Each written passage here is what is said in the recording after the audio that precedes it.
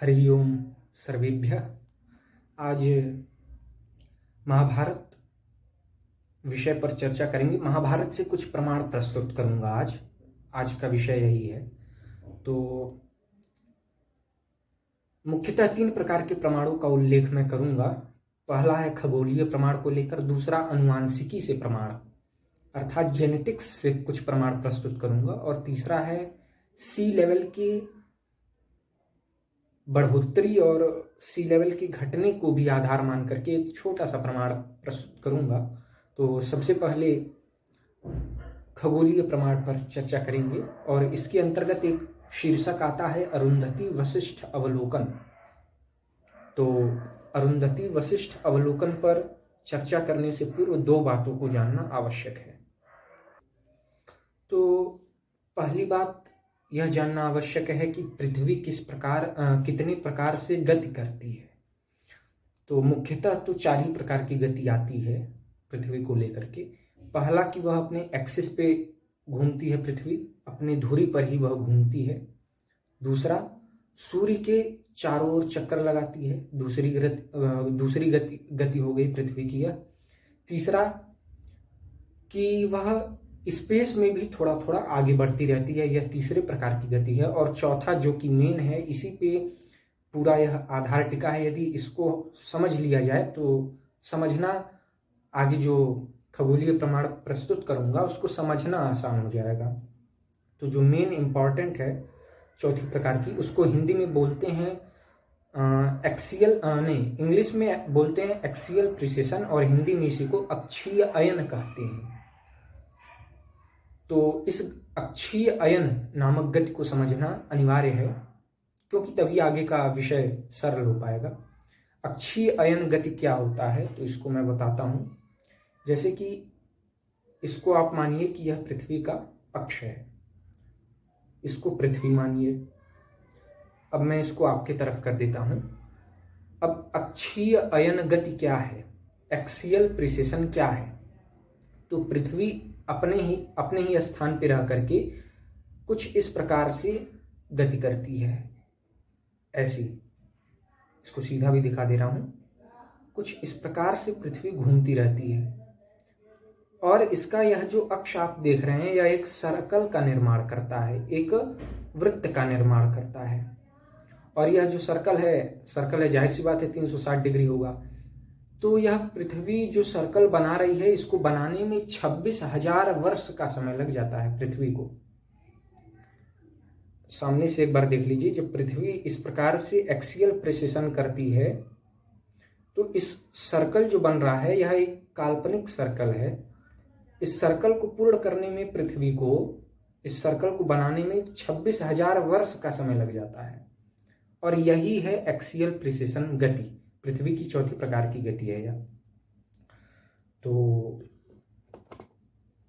जैसे आप अगर लट्टू नचाए होंगे, तो जब वह शुरू में तो तेजी से नाचता है, लेकिन जब उस लट्टू की गति धीमी हो जाती है, गति धीमी हो जाने के पश्चात वह लट्टू वॉबलिंग करने लगता है, यानी डगमगाने लगता है। कुछ इस प्रकार से लट्टू गोल गोल डगमगाएगा, जैसे अभी को मैंने दिखाया पृथ्वी डगमगा रही थी। वॉबलिंग इसको बोलते हैं। इसी वॉबलिंग को ही एक्सियल प्रिसेशन के नाम से जाना जाता है। यह पृथ्वी की एक गति का प्रकार है। और इस एक्सियल प्रिसेशन के कारण जो सर्कल बना, वही सर्कल बनाने में धरती को 26,000 वर्ष का समय लगता है। बस इतना जानना आवश्यक था।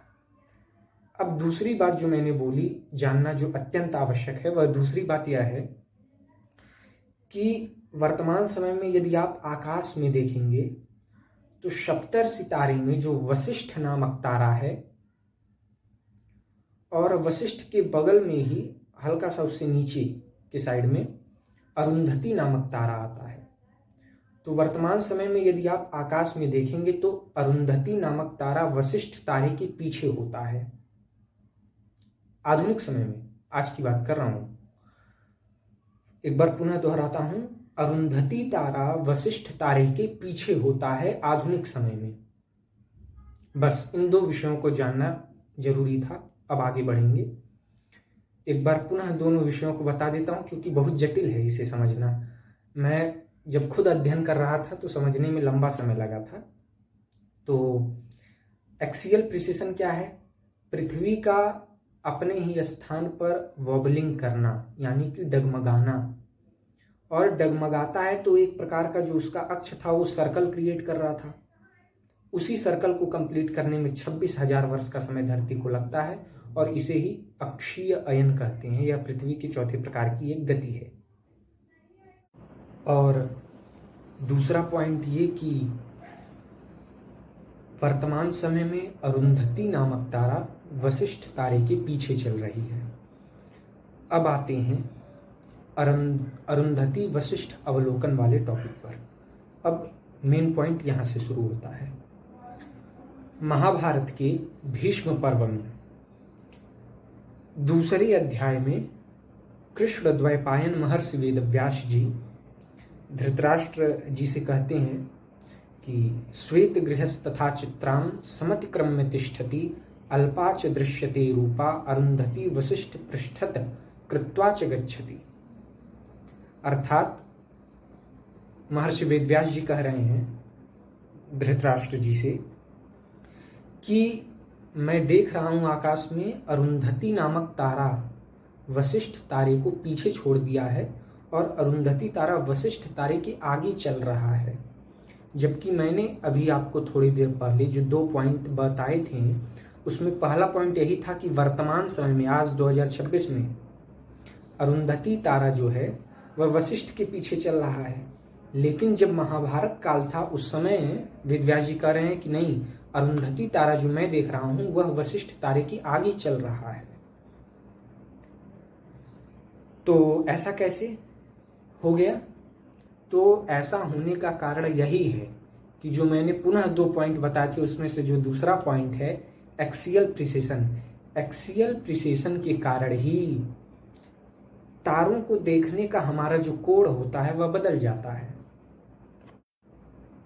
अतः इसी एक्सियल प्रिसिशन, इसी अक्षीय अयन के कारण ही ऐसा समय आता है कि हमें लगता है अरुंधति तारा जो है वह वशिष्ठ तारा से आगे चल रहा है, इसी एक्सियल प्रिसिशन के कारण।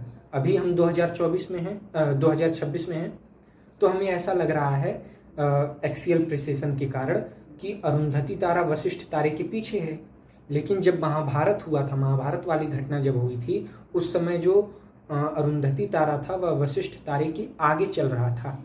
तो ऐसा हुआ क्यों? इसका कारण ही है एक्सियल प्रिसिशन, अक्षीय अयन। इसी के कारण ही उस समय वेदव्यास जी को अरुंधति नामक तारा वशिष्ठ तारे के आगे चलता हुआ दिखाई दे रहा था, और उन्होंने इसका उल्लेख भीष्म पर्व के 2 अध्याय में किया।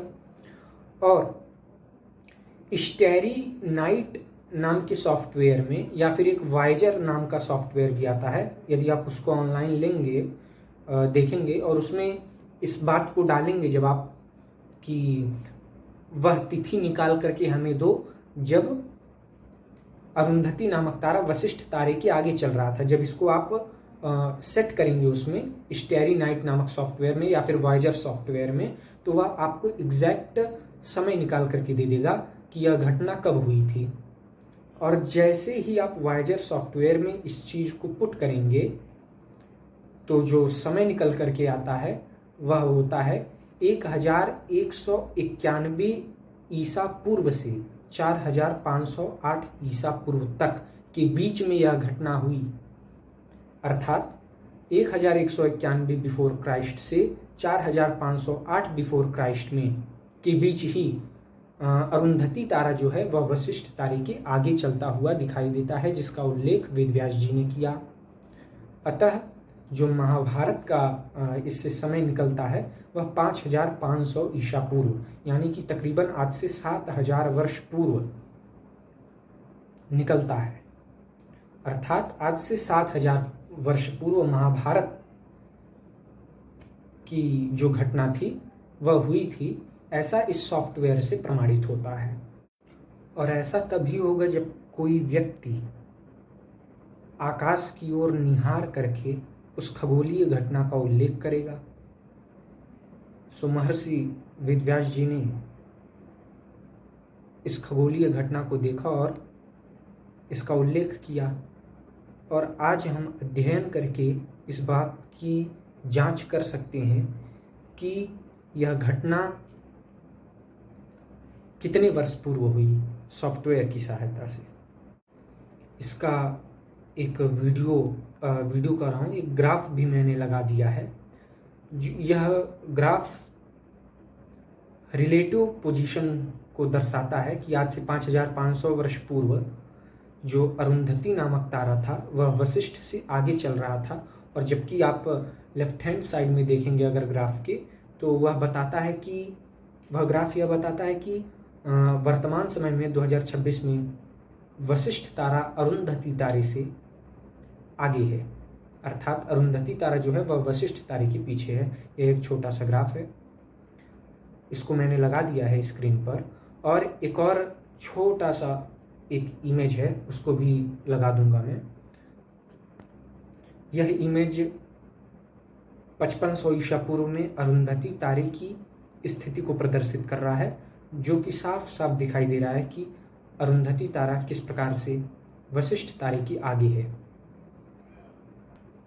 अब आते हैं अनुवांशिकी प्रमाण पर, जेनेटिक्स से क्या प्रमाण मिलता है। तो 2015 में मोनिका कार्मिन नाम के कोई शख्स थे, उन्होंने रिपोर्ट प्रस्तुत की और उन्होंने बताया कि आज से तकरीबन 8 से 6000 वर्ष पूर्व 8 से 6000 वर्ष पूर्व में ही वाई क्रोमोसोम में उन्होंने बहुत भारी गिरावट पाई। जो व्यक्ति होता है, पुरुष होता है, उसमें एक्स और वाई ये 2 क्रोमोसोम पाए जाते हैं, और उन्होंने वाई क्रोमोसोम में बहुत भारी गिरावट पाई, बॉटल नेक पाया। वाई क्रोमोसोम बॉटल नेक इसको बोलते हैं। और इस भारी गिरावट जो आई वह केवल और केवल पुरुषों में आई। और चूंकि महाभारत युद्ध के बारे में जानते ही हैं हम लोग कि बताया जाता है कि पूर्णतः पुरुष समाप्त हो चुके थे, ऐसा लगता था देखने पर। स्त्री पर्व में भी आया है कि वर्णन आता है कि केवल और केवल स्त्रियां ही बची थीं, बच्चे ही बचे थे, पुरुष दिखाई नहीं पड़ रहे थे। तो पुरुषों की कमी होने का जो रिपोर्ट इन्होंने प्रस्तुत किया वह भी इस बात से मेल खाता है, और इन्होंने रेशियो भी दिया कि स्त्री और पुरुष का अनुपात कितना था, तो वह अनुपात 17:1 का आता है। तीसरे प्रमाण पे आते हैं जो कि समुद्र के उतार चढ़ाव को लेकर के है।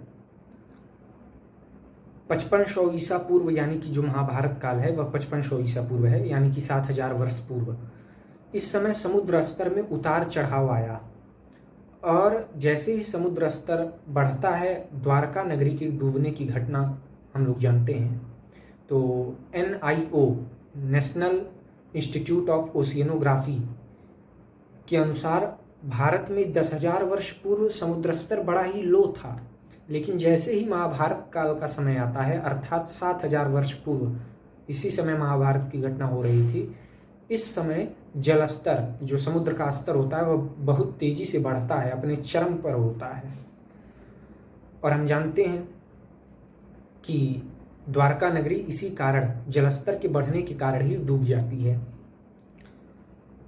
तो इसका अध्ययन आप मार्च 1992 करके एक रिसर्च गेट है, उस पर भी इसका आप अध्ययन कर सकते हैं। और गुजरात आदि के क्षेत्रों में यदि आप देखेंगे पश्चिमी तट पर, तो वहाँ पे अनुसंधान से पता चला कि समुद्र तल से 5 मीटर ऊपर ही 5000 वर्ष से 6000 वर्ष पुरानी सीप मिले थे, और मूंग जिसको बोलते हैं, वे भी वहाँ से खुदाई के दौरान मिले थे। यह पक्का प्रमाण है कि समुद्र स्तर वहां तक आया होगा, तभी वहां पर मूंग आदि पाए गए। अतः ओशियनोग्राफी के अध्ययन से भी हमें पता चलता है कि महाभारत काल के समय जो समुद्र स्तर था वह बढ़ा और द्वारिका नगरी डूबी। यह भी एक महाभारत का ही प्रमाण है। अतः इन सभी अध्ययनों से महाभारत की जो तिथि निकाली गई, खैर अभी तो और भी कई खगोलीय प्रमाण बचे हुए हैं, ये तो बहुत थोड़ा सा था, लेकिन यदि और भी प्रमाण निकाले जाएं तो उस प्रमाणों के अनुसार महाभारत के घटित होने की जो कालगणना है वह आता है 5500 ईसा पूर्व अर्थात 7000 वर्ष पूर्व। और यह प्रमुख 3 प्रमाण हैं जो कि महाभारत को सिद्ध करते हैं, महाभारत की कालगणना का निर्धारण करते हैं। आज के लिए बस इतना ही। हरि ओम सर्वेभ्यः।